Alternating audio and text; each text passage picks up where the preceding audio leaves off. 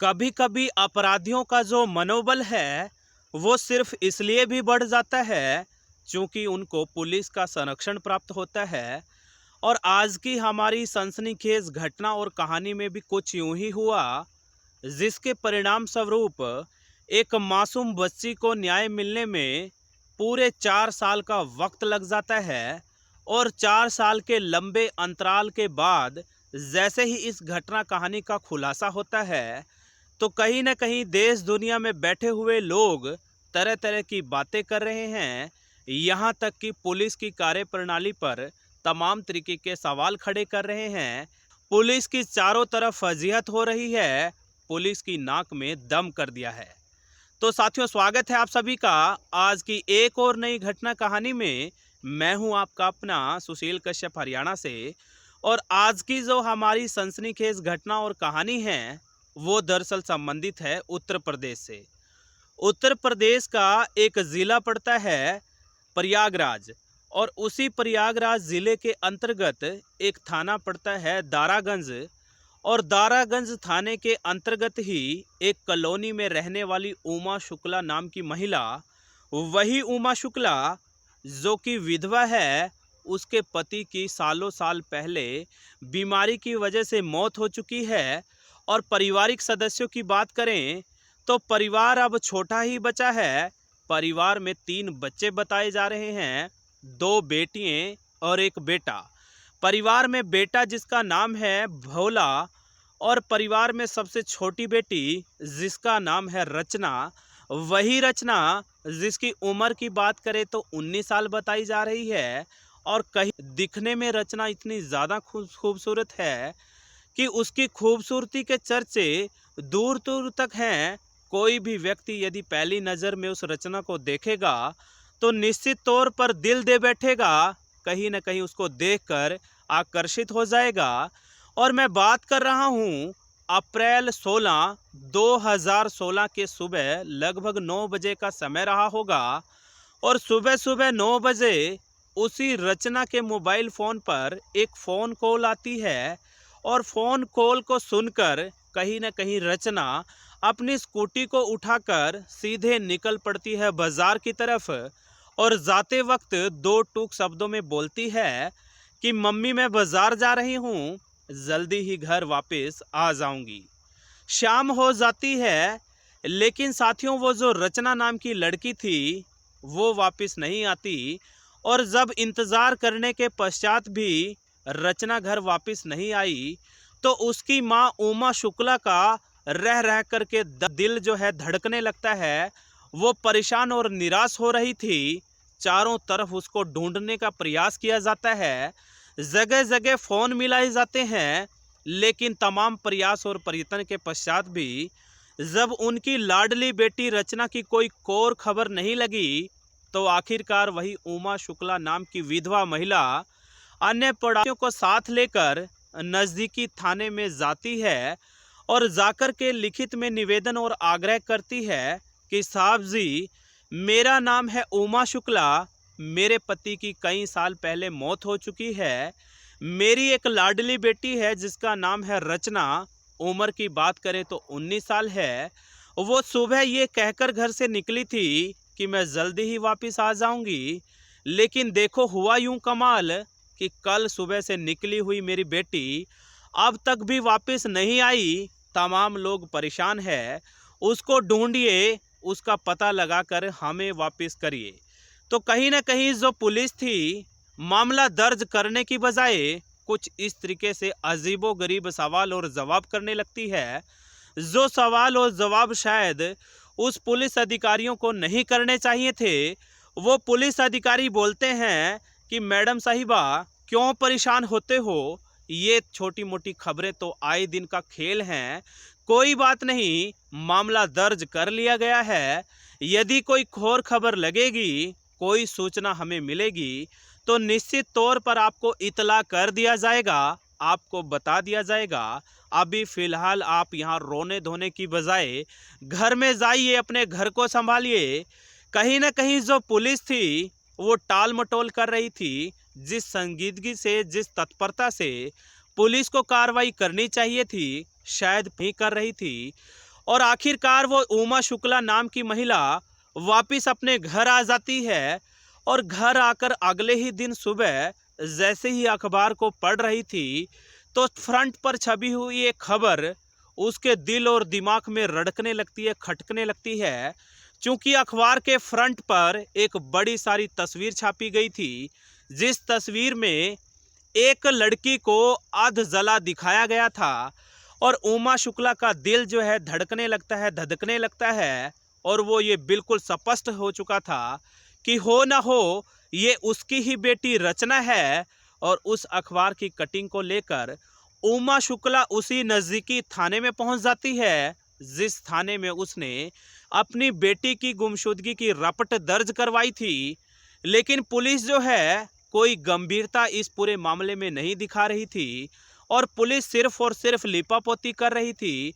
और साथ ही साथ रचना की मां यानी उमा शुक्ला ने अपनी रपट में साफ और स्पष्ट लहजे में ये भी मेंशन किया था कि हो ना हो उन लोगों को शक है कि ये पूरी घटना कहानी उसी सलीम के बेटे सलमान ने रचित की होगी। कहीं ना कहीं पूरी घटना कहानी का मास्टरमाइंड कोई और नहीं बल्कि सलमान और उसका साथी रॉकी पांडे ही होगा।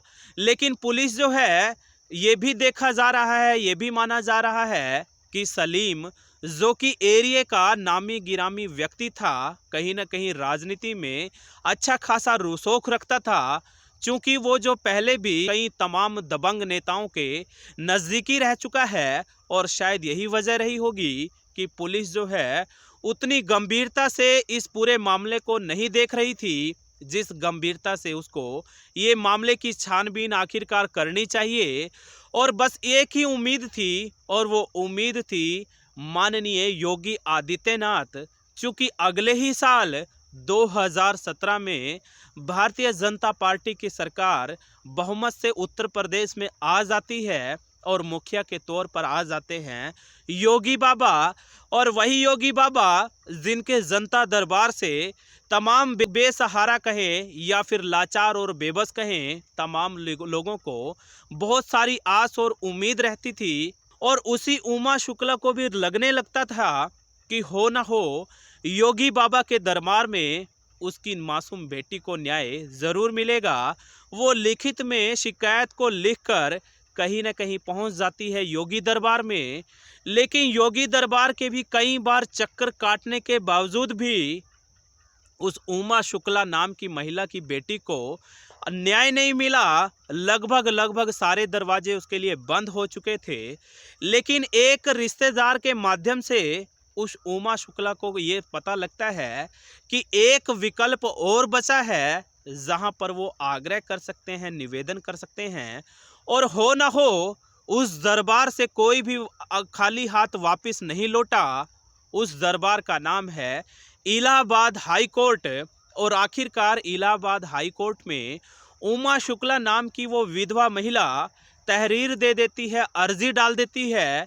और इलाहाबाद हाई कोर्ट आखिरकार उस सरकार को कहें, साथ ही साथ पुलिस विभाग को कहें, सख्त लहजे में फटकार लगाता है, और तुरंत प्रभाव से तमाम इस मामले की जांच वरिष्ठ अधिकारियों के संरक्षण में करने का फरमान और हुक्म जारी करते हैं। और जैसे ही ये आदेश जारी होता है, कहीं ना कहीं पूरे पुलिस प्रशासन में हड़कंप मच चुका था। कहीं ना कहीं वही पुलिस अधिकारी जो चंद साल पहले उस उमा शुक्ला नाम की महिला से सीधे मुंह बात करना भी पसंद नहीं करते थे, अब वो उसकी आवभगत करने लगे थे। तत्परता से प्रारंभिक जांच को शुरू कर दिया जाता है, और उन लोगों को गिरफ्तार कर लिया जाता है जिन लोगों पर उस उमा शुक्ला नाम की महिला ने अंदेशा जताया था, यानी कि सलमान और रॉकी पांडे। सलमान और रॉकी पांडे को पहले प्यार से और फिर सख्ती से जब पुलिस पूछताछ करती है, तो सलमान और रॉकी पांडे रह रहकर एक बड़े बड़े खुलासे इस पूरी घटना कहानी में करता है कि साहब जी, इस पूरी घटना कहानी का मास्टरमाइंड कोई और नहीं बल्कि मैं ही हूँ। और घटना कहानी में कहीं ना कहीं उसका साथ दिया था रॉकी पांडे ने। और वो ये पूरी घटना कहानी के शुरुआत से बताता है कि चूंकि जो रचना थी वो इतनी ज़्यादा खूबसूरत थी कि दूर दूर के इलाके में उसकी खूबसूरती के चर्चा हुआ करते थे, वो पहली ही नज़र में जैसे ही उसको देखता है तो उसकी खूबसूरती का इस कदर दीवाना हो चुका था कि उसका अपना बनाने का दिल करता था। रचना के साथ वो जिंदगी भर साथ निभाने की कस्में खाने लगा था और रचना भी कहीं ना कहीं उसके साथ प्रेम प्रसंग में पड़ चुकी थी। रचना को भी लगने लगा था कि उसकी जिंदगी में जो कुछ भी है वही सलमान है, जो कि जाति से तो मुस्लिम है लेकिन दिल से बहुत सच्चा है। धीरे धीरे समय कब बीत जाता है ना तो सलमान को पता चलता है और ना ही रचना को पता चलता है।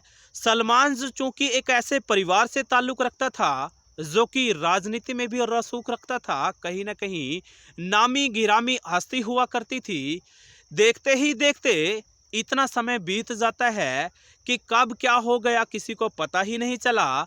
वो जो रचना थी उसके साथ जीने मरने की कस्में तो खाती थी और दूसरी तरफ वो जो सलमान था वो ये रह रहकर दबाव डाल रहा था कि क्यों ना वो उसके साथ शारीरिक संबंध बना ले। कई बार उसने शारीरिक संबंध बनाने की जरूरत भी समझी, कई बार उसने उसके साथ जबरदस्ती करनी भी चाहिए। और जो रचना थी वो स्पष्ट लहजे में बता चुकी थी कि मैं शादी से पहले इस तरीके से तुम्हारे साथ शारीरिक संबंध कदापि नहीं बना सकती। और इसी बात से बताया ये जा रहा है, जांच दल का ये कहना है कि सलमान खफा हो चुका था। उसके दिल और दिमाग में कहीं ना कहीं रचना को लेकर के जहर घुल चुका था। वो उसको कहीं मारने के लिए सोचने और समझने लगा था। और एक दिन मौके की फिराक में वो सलमान उसी रचना को फोन कॉल करके बुला लेता है और बुलाकर अपने ही बेसमेंट में ले जाता है। और वहां पहले से ही सातिराना अंदाज में वही रॉकी पांडे और उसके मामा का लड़का वाजिद वहां मौजूद थे। और जैसे ही रचना उन सबको वहां देखती है तो कहीं ना कहीं वो बिल्कुल अचंभित रह जाती है। वो समझ नहीं पा रही थी कि हो क्या रहा है। वो कुछ समझ पाती उससे पहले ही सलमान उसको बहुत बुरी तरीके से मारने और पीटने लगता है और नज़दीकी रखे हुए तेजधार हथियार से एक दो बार नहीं, दो चार बार नहीं, तब तक लगातार बार बार वार करता ही जाता है जब तक कि रचना मौके पर ही दम ना तोड़ दे। चारों तरफ खून बिखर चुका था, चारों तरफ अफरा तफरी का माहौल था, लेकिन बेदर्दी से काटते हुए मारते हुए उसी मुस्लिम शख्स सलमान को रत्ती भर भी कहीं उसका दिल नहीं पसीजता। रत्ती भर भी उसको ये एहसास नहीं हो रहा था कि जिस लड़की के साथ वो बेइंतहा मोहब्बत और प्यार किया करता था, जिसके साथ वो जिंदगी भर साथ रहने की कस्में खाया करता था, आज उसको ही बेदर्दी से कत्ल कर रहा है, बेदर्दी से उसको मौत के घाट उतार रहा है। और जैसे ही लगभग लगभग वो रचना दम तोड़ चुकी थी तो अपने मामा की फॉर्च्यूनर गाड़ी में लाद कर उसी की डेड बॉडी को ठिकाने लगाने के लिए निकल पड़ता है।